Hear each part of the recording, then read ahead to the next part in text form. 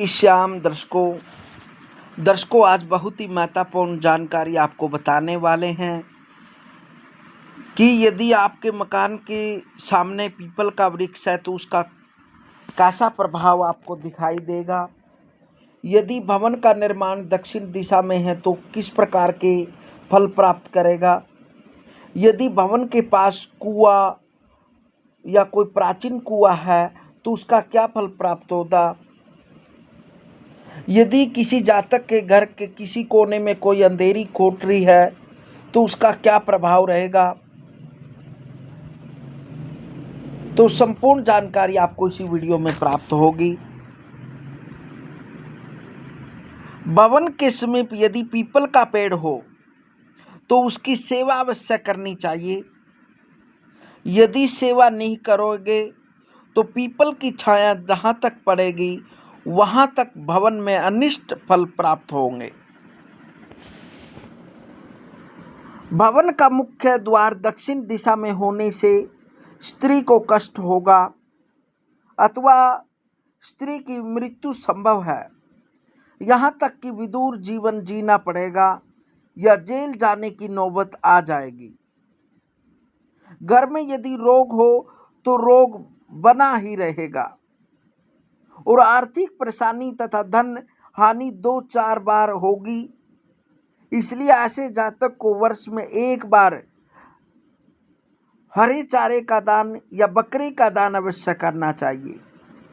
यदि जातक बकरी का दान करने में समर्थ न हो तब बुध की वस्तुएं, हरी सब्जियां, मूंग या साबुत दाल, हरे वस्त्र आदि दान में दे।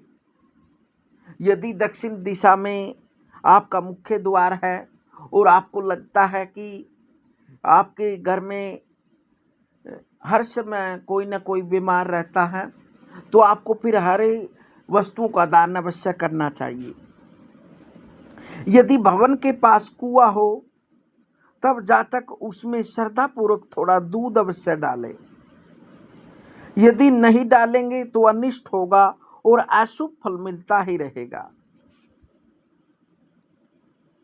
यदि आपके भवन के पास या आगे या पीछे चारों दिशाओं में किसी भी तरफ यदि प्राचीन कुआं है तो या तो उसे भरवा दें या फिर उसमें आप कच्चा दूध अवश्य डालें।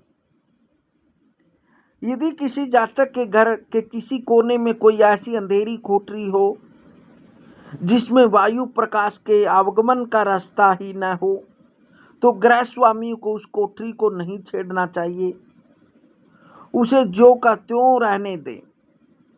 यदि जातक ने उसमें खिड़कियां, रोशनदान आदि बना दिए तो उसमें वायु एवं रोशनी के साथ साथ घर में दुर्भाग्य भी प्रवेश कर जाएगा और घर में अशुभ घटनाएं घटित होने लगेंगी।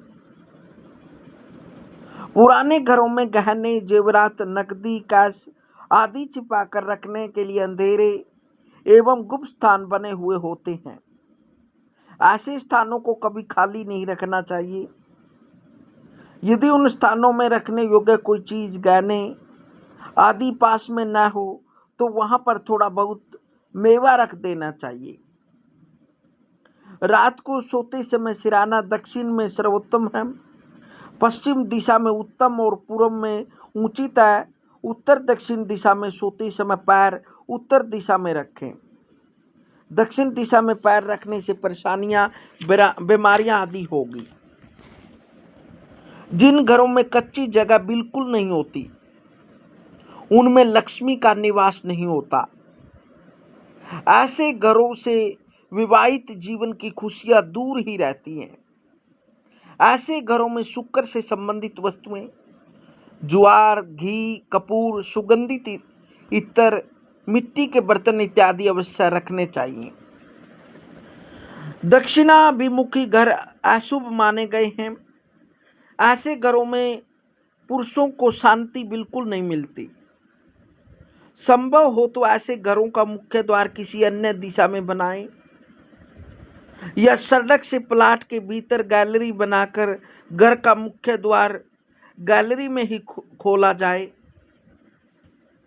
मकान में सीधी हवा या आम रास्ते से सीधी वायु आकर बच्चों के लिए मुसीबतें और परेशानियां खड़ी करेंगी, जिससे उनका मन अध्ययन में नहीं लगेगा।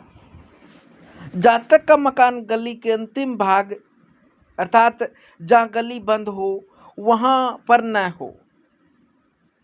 ऐसे मकान का बुरा प्रभाव गृह स्वामी, बच्चों, स्त्री एवं घर के अन्य सदस्यों पर पड़ेगा। मकान के अंदर की चीजें तभी शुभ असर देंगी जब बैठक, ड्राइंग रूम पूर्व की दीवार की तरफ, रसोई घर आग्नेय कोण, दक्षिण पूर्व कोण में, पूजा पाठ का कमरा पूर्व अथवा ईशान कोण में,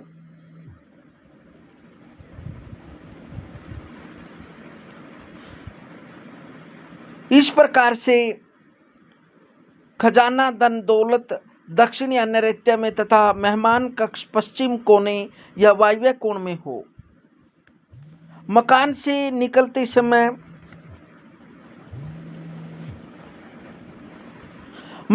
निकलते समय दाएं हाथ अर्थात उत्तर या ईशान कोण में जल, बाएं हाथ में पीठ पीछे अग्नि का स्थान हो तो उत्तम होता है। मकान में घुसते समय पहले हिस्से में जमीन में खुदी भट्टी केवल आयोजनों पर ही खोली जाए तथा उससे बाद में नई मिट्टी डालकर बंद किया जाए। यदि पक्के तौर पर भट्टी बना लें तब उस मकान में अष्टम भावस्थ मंगल वाला जातक पैदा होगा और पूरा खानदान बर्बाद एवं तबाह हो जाएगा। तो इस प्रकार से विशेषकर इन बातों का विशेष ध्यान रखें। हरिओम।